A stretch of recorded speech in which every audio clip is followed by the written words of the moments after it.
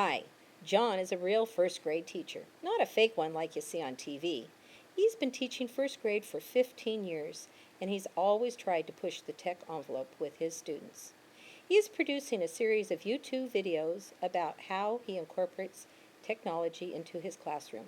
This initial video will be an overview of the equipment in his room. His following videos will go into more detail about how he uses the individual equipment.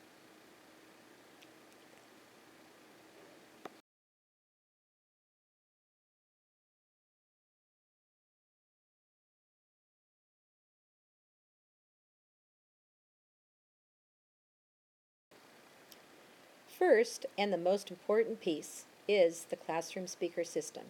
This is the Phonics Ear by Front Row Technology. It runs by a radio frequency, it's portable, and has probably added 5 years onto John's career. We'll go into more detail in the next video. This is the heart of John's room. It's a MacBook Pro laptop. It is running Tiger, XP, and Linux. He was probably the first grade teacher in the great state of California to get one. He uses it every day. He's dropped it twice, changed the hard drive 3 times, carried it in his backpack when he rides his bike to school, and it's still working as good as new. More about this later. If the MacBook Pro is the heart, then this 3M DMS 800 ultra short throw projector is the soul of his room. He paid $1,300 for it last year once he realized this technology was critical if he ever wanted to see a 6-year-old use an interactive whiteboard effectively. We'll go into much more detail about this state-of-the-art projector soon. He hasn't met another teacher that uses one in their classroom. Too bad. The Mimeo Xi is probably the cheapest interactive whiteboard you can purchase. It has its pros and considerable cons. John's learned how to accentuate the positive and avoid the negative.